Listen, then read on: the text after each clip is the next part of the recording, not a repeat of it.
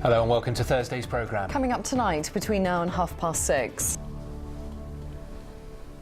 Good evening. Hundreds of jobs across the region are at risk tonight after Debenhams confirmed plans to close 50 stores nationwide.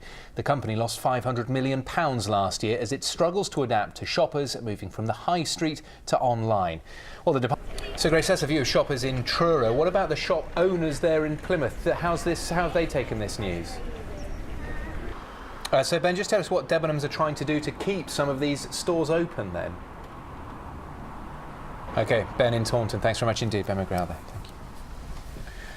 Let's turn to other news in the region this evening now. A 19-year-old has pleaded guilty to supplying Class A drugs to a group of friends, two of whom later died after collapsing at a Plymouth nightclub.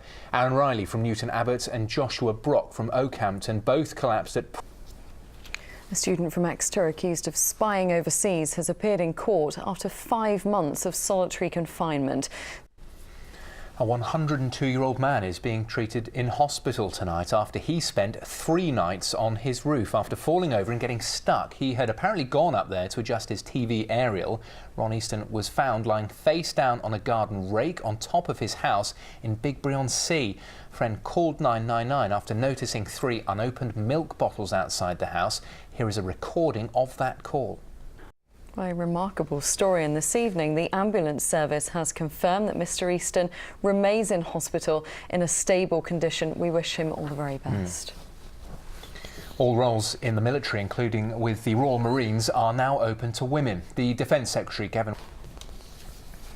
Now, the parents of a boy from Exeter who died after catching flu say they're overwhelmed by the support for their vaccination campaign. Louise Simons and Jamie Critchard are urging more parents to sign their children up for the flu vaccine this winter after 9-year-old Kobe died in January. Well, their message has already reached 200,000 people on social media. Bob Cruz has been to meet them. And you are watching ITV News here in the West Country this Thursday evening with Kylie and Jonty. Still ahead on the programme before 6:30. And after us, the ITV News continues with the national and international stories at 6:30. Mary Nightingale has the details. But next on our programme, flood prevention experts say the millions spent on the Somerset levels over the past 3 years should prevent a repeat of the prolonged flooding of 2014. Well, hundreds of people had to be evacuated from the village of Moorland when the River Tone and Parrett burst their banks after 70 days of rain. Well, as David Woodland reports, work is still underway to make flooding less likely. Well, next to the investigation by ITV's Tonight programme, which has uncovered what could be serious gaps in the UK's food safety system. Research shows that a lack of funding has seriously restricted the ability of local authorities to carry out food sampling. Here's Matt Price. Hungry? I don't think so. You can see more on Tonight with Jonathan Maitland. It's here on ITV this evening at 7:30.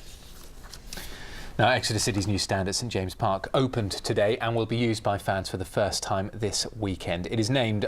Looks very impressive, doesn't it? Now, the Cornish Seal Sanctuary says that seal pups are being separated from their mums because of human interference. Staff have had to take in a 4-day-old grey seal pup who was abandoned after people got too close on the beach of St Agnes. Well, they're now urging people to keep their distance if they see a seal pup on its own.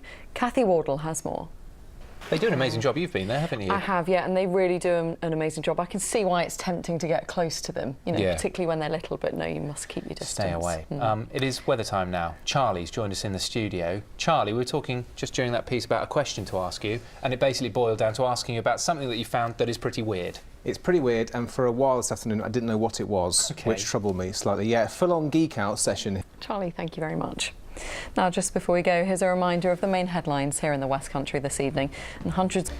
That's it from all of us on this evening's programme, so it's goodbye from us, but I will be back at 10:30 to bring you the late news. Now we'll hand you to Mary Nightingale as the ITV News continues. From all of us, have a lovely evening. Bye-bye. Bye-bye.